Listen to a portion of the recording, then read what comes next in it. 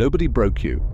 That is what makes this so difficult to explain. There was no single catastrophic moment, no one event that cracked the foundation. It was slower than that. It was the accumulation of moments where you chose to absorb instead of collapse, where you chose to endure instead of ask, where you decided, before anyone told you to, that the cost of needing something was too high, and you got very good at it.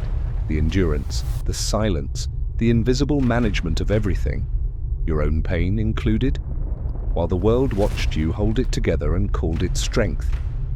They were right that you were strong. They were wrong about what the strength was doing to you. This is called the warrior wound, and it is not a metaphor. It is the psychological pattern that develops in people who learned, usually in childhood, but sometimes through repeated adult experience, that the only safe way to exist in a dangerous or unpredictable environment was to become the strongest person in the room, to need nothing, to show nothing, to be the one who stabilizes everything else. Carl Jung described it through the archetype of the hero, the one who slays the dragon. But what Jungian psychology also tells us, and what nobody in the strength discourse talks about, is what happens to the hero after the dragon is dead, after the battle, when the armor is still on and there is nothing left to fight. The warrior who cannot put down their weapon does not know they are still at war. They think this is just who they are. Let me tell you what this actually looks like in a person's daily life. You are the one people call when everything falls apart, not because they think you are inexhaustible, but because you have never given them evidence that you aren't. You answer, you help, you solve, and then you go home and you feel nothing, because the nothing is preferable to whatever is under it. You find it genuinely difficult to let anyone do anything for you. A simple act of someone carrying something or paying for something or showing up for you produces a discomfort you cannot quite explain. Not gratitude, discomfort.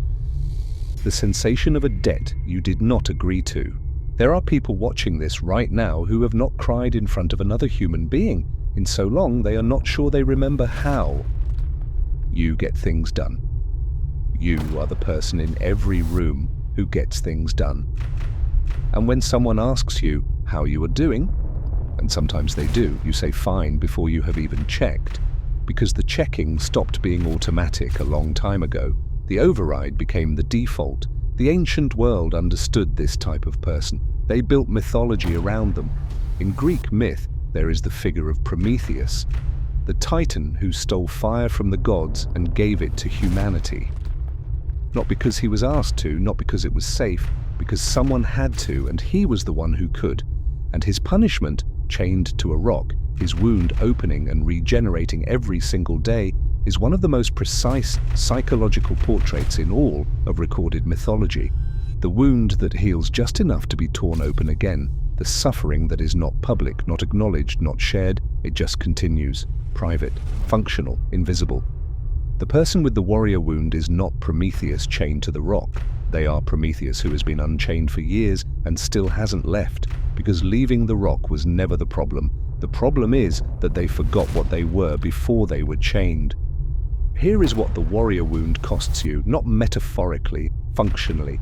It costs you your relationships, not by destroying them, but by keeping you at a precise and comfortable distance from the center of them. You are present, you are contributing, you are reliable, but you are not reachable, and the people around you feel this, even when they cannot name it. They feel that there is a layer they have never been allowed past, a room in the house they have never been shown, and eventually most of them stop trying to find the door. Some of the loneliest people alive are surrounded by people who love them and cannot reach them. It costs you your body. The warrior wound lives physically, in the jaw that never unclenches, in the shoulders that haven't dropped in years, in the quality of exhaustion that sleep doesn't fix, because the exhaustion is not about sleep. Your body has been absorbing what your mind refuses to process. It has been keeping the account, and the interest accumulates, and it costs you yourself. The version of you that existed before the wound closed over, the version that could be uncertain, that could be moved, that could want things openly, that version is still in there, but it is buried under years of competence and containment. and some part of you has started to wonder whether it is still alive at all. Now, I want to take apart the story that the person with the warrior wound tells themselves, because there is a story. There is always a story. The story is, I am this way because I am disciplined, because I have been through things, because I learned early that the world does not owe you comfort, and I am better for it. Parts of that story are true, but the story is being used as a wall, not a window. It is being used to stop examination rather than enable it. Discipline and self-suppression look identical from the outside. Only you know which one you are actually doing. Here is the question I want you to sit with. Not answer, just sit with. Not for me, for yourself, in whatever quiet space you find after this ends. When was the last time you were fully known by someone? Not your competence, not your reliability, not your output. You, the version underneath the version. The one that has opinions about things that matter, that is afraid of something specific, that wants something they have not told anyone. If the answer was a long time ago, or never, that is not strength. That is the warrior wound, and it is worth knowing what it is before deciding whether to keep it. I am not going to tell you that the answer is vulnerability. Not because it isn't, but because that word has been so flattened by use that it doesn't mean anything anymore. What I will tell you is this. The warrior wound does not require you to stop being strong. It does not require you to become a person who performs their pain for audiences or processes everything in public or reaches out constantly. That is not the direction. The direction is smaller and harder than that. The direction is a single honest sentence in an ordinary moment.